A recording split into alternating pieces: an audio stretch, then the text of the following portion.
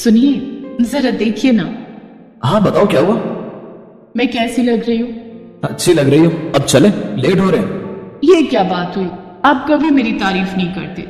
ये क्या बचपना है शिवांगी। चलो पहले ही बहुत लेट कर दिया तुमने। और नहीं, पहले मेरी तारीफ करो वरना मैं यहाँ से उठने वाली नहीं हूँ। ये कहकर शिवांगी मुंह फुलाकर बेड पर बैठ गई। ये देखकर उसके पति आशीष ने उससे पूछा, तो तुम नहीं चलोगी? पहले मेरी तारीफ करो फिर चलूंगी पक्का। उफ, क्या मुसीबत है। अच्छा बाबा ठीक है, तो सुनो फिर। तुम बहुत प्यारी लग रही हो। तुम्हारा मेकअप तुम पे बहुत सूट कर रहा है। तुम्हारी चूड़ियां और ये ज्वेलरी ये भी बहुत सुंदर है। तुम सच में बला की खूबसूरत लग रही हो आज। अब खुश? हाँ, बहुत खुश। अब चलिए ना, कितना लेट करेंगे? शिवांगी की इस बात पर आशीष मुस्कुरा दिया और फिर दोनों फंक्शन अटेंड करने के लिए निकल गए। फिर उसी रात फंक्शन से लौटने के बाद, सुनिए। हाँ बोलो। आपने मेरे बालों के बारे में तो कुछ बोला ही नहीं। बताइए ना, आज मेरे बाल कैसे लग रहे थे? अरे यार, फिर वही सब शुरू कर दिया तुमने। बताइए ना, कैसे लगते हैं आपको मेरे बाल? हाँ ठीक ही है। क्या कहा आपने? बस ठीक? अरे जरा ध्यान से देखिए। देखो शिवांगी, तुम्हारे बाल अच्छे हैं लेकिन तुम्हें इस बात पर घमंड नहीं करना चाहिए। घमंड करने लायक है मेरे बाल, तो क्यों ना करूं? आप खुद बताओ, आपने देखे हैं किसी के भी इतने अच्छे बाल? हाँ मैंने तो देखे हैं, पर लगता है तुमने नहीं देखे। कभी पड़ोस वाली सरिता भाभी से जाकर मिलना, तब तुम्हें पता चलेगा कि अच्छे बाल किन्हें कहते हैं। चलो गुड नाइट, मुझे बहुत नींद आ रही है। ये बोलकर आशीष तो करवट बदलकर सो गया, लेकिन शिवांगी की तो जैसे नींद ही उड़ चुकी थी। उससे बर्दाश्त नहीं हो रहा था कि उसी के मोहल्ले में कोई और भी है जिसके बाल उससे भी ज्यादा लंबे और सुंदर हैं। वो सारी रात इसी जलन में सो नहीं पाई। फिर अगली सुबह जैसे ही शिवांगी नहा कर निकली, तभी घर की डोरबेल बजी। भाभी दूध ले लो। हाँ लाओ भैया। अरे वाह भाभी जी, आपके बाल तो बहुत अच्छे हैं। हाँ वो तो है, मेरे बाल यहाँ सबसे अच्छे हैं। ना ना ना ना भाभी जी, वो सामने वाली सरिता भाभी से नहीं मिली क्या अब तक? घुटने तक आते हैं उनके बाल, और ऐसे घने और चमकीले बाल हैं उनके कि क्या कहें भाई। उनका तो किसी से मुकाबला ही नहीं। पहले आशीष और अब सुबह सुबह दूध वाले ने शिवांगी को गुस्सा दिला दिया था। दरअसल शिवांगी और आशीष की शादी को अभी कुछ ही महीने हुए थे और अभी तक शिवांगी अपने आस पड़ोस से अनजान ही थी। लेकिन अब तो उसे सरिता भाभी से मिलना ही था। शिवांगी ने दिमाग लगाया और एक खाली कटोरी लेकर फौरन सरिता के घर पहुंच गई। और जैसे ही सरिता ने दरवाजा खोला तो उसके बाल देखकर वाकई शिवांगी का मुंह खुला रह गया। जी बताइए। मैं शिवांगी, मैं आपके पड़ोस में। हाँ मैं समझ गई, आप आशीष भैया की पत्नी है ना? आओ अंदर आओ ना। नहीं वो मैं बस ये पूछने आई थी कि थोड़ा दही होगा क्या आपके पास? हाँ हाँ है ना, बस अभी लाई। जैसे ही सरिता दही लेने के लिए पीछे मुड़ी तो उसके घने और घुटनों तक आते काले लंबे बाल देखकर मानो शिवांगी की सांस ही अटक गई। वो गुस्से में बिना दही लिए ही अपने घर चली आई। उसका चेहरा गुस्से से लाल था। वो मन ही मन अपनी पड़ोसन सरिता से नफरत करने लगी थी। और फिर एक दिन, बेटी मैं भूखा साधु बड़ी उम्मीद से तेरे दरवाजे आया हूँ। कुछ खिला दे तो भगवान तेरी हर कामना पूरी करेगा। अब सुबह की 2 रोटी बची है और सब्जी भी है, मैं अभी लेकर आई, आप बैठो। शिवांगी ने साधु को सब्जी के साथ 2 रोटी खाने को दी। साधु वाकई बहुत भूखा था। उसने बड़े मन से वो रोटियां खाई और फिर, क्या बात है बेटी, कुछ परेशान लगती हो? हाँ परेशान तो हूं मैं, पर आप मेरी कोई मदद नहीं कर सकते। आपके मेरी मदद कोई नहीं कर सकता। तूने इस भूखे साधु को खाना दिया है तो इस अच्छे कर्म का फल तो तुझे देकर ही जाऊंगा बेटी।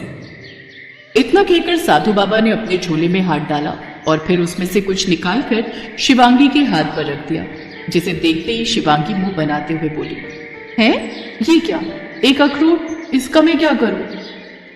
ये कोई मामूली अखरोट नहीं है। पूरी श्रद्धा से इसे भगवान का भोग लगाकर खा लेना, फिर जो इच्छा मांगेगी वो पूरी हो जाएगी।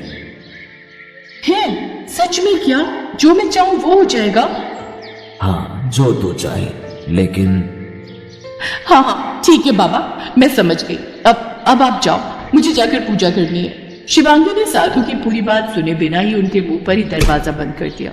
फिर जल्दी से नहा धोकर भगवान की पूजा की और उस अखरोट का भोग लगाकर उसे खा लिया। और फिर मेरी यही इच्छा है कि मेरे बाल खूब लंबे हो जाए और उस सरिता के बाल छोटे हो जाए। नहीं नहीं, वो तो एकदम गंजी हो जाए, एक भी बाल ना बचे उसके सिर पर। इतना कहकर शिवांगी फौरन सरिता के घर की तरफ भागी, लेकिन सरिता के बालों में उसे कोई अंतर नहीं दिखा। उल्टा वो तो पहले से भी ज्यादा चमकदार लग रहे थे। ये देखकर शिवांगी का पारा चढ़ गया।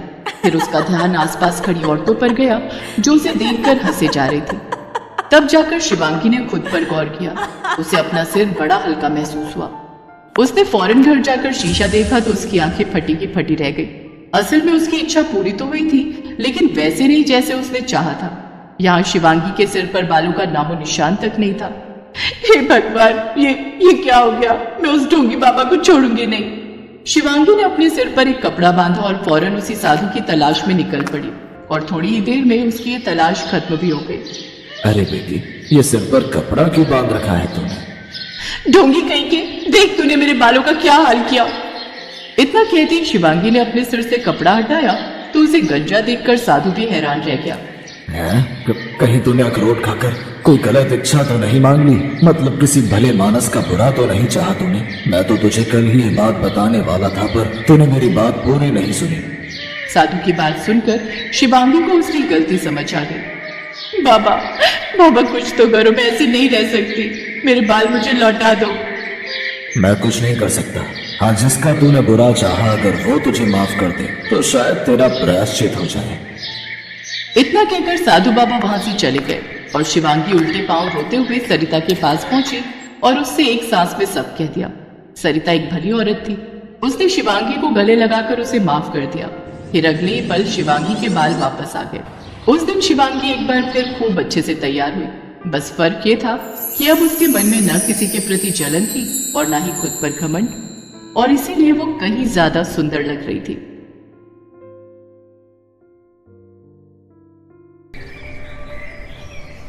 मायागंज गांव में 2 सौतेली बहनें रहती थी, जिसमें से निहारिका गोरी चिट्टी और तीखे नैन नक्श वाली सुंदर लड़की थी, तो वहीं पल्लवी एक सांवली और सर पर कम बालों वाली बदसूरत लड़की होती है। माँ बालों में लगाने वाला तेल कहाँ है? पल्लवी, क्यों तू बेकार में हमारा तेल और शैम्पू खर्च करके अपने इन बचे खुचे 4 बालों को बचाने की कोशिश कर रही है? वैसे एक बात कहूँ, भगवान ने भी तुझे बड़ी जल्दी में बनाया होगा, तभी तो काली पीली शक्ल के साथ सिर पर ये 4 बाल देकर भेज दिया। निहारिका, तुझे मेरा मजाक उड़ाकर क्या मिलता है? मुझे तो बड़ा मजा आता है। अच्छा सच बता, मेरी खूबसूरती देखकर तुझे जलन तो बड़ी होती होगी ना, है ना? क्यों, सच कहा ना मेरी सौतेली काली बहन? पल्लवी लगातार अपनी सौतेली बहन के तीखे तानों को सुन रही थी। उसके मन की कुड़हन उसकी डबडबाई आंखों से बाहर आ रही थी, मगर वो सिर्फ मुंह खोकर उसकी सारी बातें सुन रही थी, क्योंकि स्वाभिमान के हक में जुबान खोलने की संजीदगी उससे छीन ली गई थी। वो बिना कुछ कहे अपना बैग लेकर कॉलेज चली जाती है। वहां पहुंचकर उसके कॉलेज की लड़कियां उसका मजाक उड़ाते हुए कहती हैं, देखो देखो आ गई काली कलूटी अपने बॉय कट बालों के साथ रैंप वॉक करती हुई। इसके झड़ते बाल देखकर तो मुझे शक है कि कहीं कैंसर के कीड़े इसके बाल ना खा रहे हो। ऐसी लड़की को तो कॉलेज से बाहर निकाल फेंकना चाहिए। कॉलेज के सभी लड़के लड़कियों से नापसंद करते थे और उसका कॉलेज में आने पर विरोध करते थे, जिसके कारण वो सभी उसके ऊपर टमाटर फेंक कर मारते हैं। इसके झड़ते बाल, इसके अंदर जरूर कोई बड़ा रोग पल रहा है। प्लीज मत मारो, मुझे सच में कोई बीमारी नहीं है, मुझ पर ये अत्याचार मत करो। चल झूठी, तेरे ये झड़ते बाल जरूर कोई तो रोग है तुझे। अरे ओ काली चुड़ैल, ये लाल पीले होकर कहां से आ रही है? तभी निहारिका भी कॉलेज से घर आ जाती है और कहती है, माँ मैंने सुना है कि इस काली कलूठी को कैंसर है। कैंसर? मैं तो कहती हूँ माँ इसे घर से चलता करो, वरना ऐसा ना हो कि इसका कैंसर का रोग हमें ही लग जाए। नहीं माँ, मुझे मत निकालो, आप लोगों के अलावा मेरा है ही कौन? मैं कहाँ जाऊंगी? कहीं भी जाकर मर, हमें क्या? वैसे भी इस बदसूरत शक्ल से और कम बालों के साथ कौन ब्याह करेगा तुझसे? ताउम्र हमारी छाती पर ही बोझ रहेगी। चल अब निकल यहाँ से। बिल्कुल सही कहा माँ, इसे तो धक्के मार कर बाहर करो। फिर वो दोनों धक्के मारकर बेचारी पल्लवी को निकाल देती हैं। पल्लवी रोती हुई जंगल की ओर चली जाती है। काश कि मैं पैदा होते ही मर जाती। ये काला रंग और कम बाल तो मेरे लिए श्राप बन गए। हर कोई मुझसे नफरत करता है। आज कॉलेज में मुझ पर वार हुआ है। सौतेली माँ ने भी घर से निकाल दिया। कल को समाज वाले भी मेरा बहिष्कार कर देंगे। माँ तुम कहाँ हो? क्या तुम्हें अपनी बेटी पर जरा भी दया नहीं आती? मेरा दुख क्यों नहीं देख पा रही हो तुम? पल्लवी का दुख उसकी आंखों से लगातार बह रहा था। सूरज ढलने के साथ ही अंधेरा छा जाता है और पल्लवी एक पेड़ के नीचे बैठी वहीं जंगल में सो जाती है। तभी वो खुद को ढेर सारे तारों के बीच आसमान में देखती है, जहाँ उसे अपनी मरी हुई माँ आशा नजर आती है। माँ, आप अपनी बेटी को छोड़कर कहाँ चली गई थी? आप नहीं जानती कि वो सौतेली माँ और बहन मुझ पर कितना जुल्म करती है। ये दुनिया बहुत ही मतलबी और स्वार्थी है माँ। मुझे अब एक पल भी यहाँ नहीं रहना, मुझे भी अपने साथ ले चलो। पल्लवी बेटा, मैं तुझे लेने नहीं बल्कि इस ओछेपन को मिटाने आई हूँ जिसने तेरे इस मन को घेर रखा है। तभी आशा के अंदर से एक तेज प्रकाश उत्पन्न होता है और वो पल्लवी के अंदर समा जाता है। उस तेज प्रकाश के पल्लवी में समाते ही उसके सिर पर लंबे घने रेशमी बाल आ जाते हैं, साथ ही उसका रंग गोरा हो जाता है। अपने इस नए रूप में पल्लवी बेहद खूबसूरत लग रही थी। तभी आशा कहती है, पल्लवी, ये लंबे बाल अब तुम्हारा स्वाभिमान और श्रृंगार है, और अब जब कभी भी तुम इनसे मदद मांगोगी तो ये बढ़ चढ़कर तुम्हारी मदद करेंगे। अरे वाह, मेरे बाल तो सचमुच के लंबे बाल हो गए और मेरा रंग भी गोरा हो गया। अब तो मुझे वापस अपने घर जाना चाहिए। कुछ देर बाद वो अपने घर पहुंचती है। वहां पहुंचकर जैसे ही उसकी सौतेली माँ और बहन उसके लंबे घने बालों और गोरा रंग देखकर हैरान हो जाते हैं। माँ, निहारिका, देखो मेरे बाल लंबे हो गए। कल रात में जंगल में सो रही थी तो मेरी माँ मेरे सपने में आई और उन्होंने अपनी शक्ति से मुझे ये जादुई लंबे बाल दिए हैं। क्या जादुई लंबे बाल? पहले तू हमें अपने इन जादुई बालों से कोई करामात करके दिखा, तो ही यकीन होगा हमें। ए मेरे जादुई लंबे बाल, दिखा दे अपना कमाल। जैसे ही पल्लवी ऐसा कहती है तभी उसके बालों से एक प्रकाश उत्पन्न होता है और उसमें से ढेरों नोटों की गड्डियां निकलने लगती हैं। अरे वाह मेरी पल्लवी, मेरी बच्ची, मैं तो तुझे बेकार ही खोटा सिक्का समझती थी। लेकिन तू तो खजाना निकली। मेरी बच्ची इन बालों के साथ और गोरे रंग के साथ कितनी खूबसूरत लग रही है। नजर ना लगे मेरी लाडो को किसी की। बेटा, जो भी हुआ उसे भूल जा। देख, परिवार में तो ये सब चलता ही रहता है। अब तो तू यहीं रहेगी हमारी। जादुई लंबे बालों के कारण अब पल्लवी को वो सभी सुख मिलने लगे जिसकी उसने मात्र कल्पना की थी। अब तो वो अपनी सौतेली माँ की चहेती बन चुकी थी। एक रोज जब पल्लवी अपनी माँ के साथ मंदिर से लौट रही थी तो उसको एक औरत मिली जिसे कोढ़ था। कोई मेरी मदद करो। क्या हुआ माँ जी, क्या परेशानी है आपको? अरे पल्लवी, हाथ मत लगा इस बुढ़िया, देख नहीं रही इसे कोढ़ है, कहीं तुझे ना फैला दो। और अगर एक बार कोढ़ हो गया तो पूरे शरीर में फैलते देर नहीं लगती फिर। कुछ नहीं होगा मुझे माँ, डरो मत। बेटा, मुझे इस कोढ़ ने जकड़ रखा है। मैं हर रोज इससे सड़ कर मर रही हूँ। मुझे इस रोग से मुक्ति दिला दे और एक नया जीवन दे दे। ऐ मेरी जादुई लंबे बाल, जरा दिखा तो अपना कमाल। जो ये चाहती है वो इन्हें मिल जाए। तभी उसके बालों से एक रोशनी उत्पन्न होती है जिसमें से दूध में गुलाब और गंगा जल मिली हुई धारा उस कोढ़ी औरत पर जा गिरती है और देखते ही देखते उसका सारा कोढ़ खत्म हो जाता है और वो पूरी तरह स्वस्थ हो जाती है। तुम्हारा बहुत बहुत शुक्रिया बेटा, आज तेरी वजह से मुझे नया जीवन मिला है। भगवान तुझे हमेशा खुश रखे। इसके बाद पल्लवी घर चली जाती है। उसके यहाँ अक्सर पीड़ित और दुखी लोगों का आना जाना लगा रहता, लेकिन पल्लवी किसी को भी खाली हाथ नहीं जाने देती और सबकी मदद करती। ये सब देख निहारिका को उससे बहुत जलन होती है। ये कल की काली कलूटी आज कितनी फेमस हो गई है। जब से इसके लंबे लंबे बाल के आए हैं, इस महारानी के तो ठाठ ही बदल गए। लेकिन आज रात में इसके इन लंबे बालों को काट ही दूंगी, तभी इसकी सारी हेकड़ी खत्म होगी। रात को जब पल्लवी अपने कमरे में सो रही होती है तो निहारिका कैंची लेकर उसके बालों को काटने के लिए आती है, लेकिन जैसे ही वो उसके बालों को छूती है तो कैंची उल्टा उसी के बालों को काट देती है और वो पूरी तरह गंजी हो जाती है, जिसे देखकर वो चिल्लाते हुए कहती है, मेरे बाल, ये क्या हो गया मेरे साथ, मैं तो गंजी हो गई। अरे क्या हो गया, ये आधी रात को कौन चिल्ला रहा है? अरे निहारिका, तू गंजी क्यों हो गई? पता नहीं माँ, मैं तो इस सौतेली बहन के बाल काटने आई थी, लेकिन कैंची अपने आप ही मेरे बालों पर चल गई। तो तुझे किसने कहा था इसके बालों को काटने के लिए? अब देख, तूने खुद ही अपने पैरों पर कुल्हाड़ी मार ली।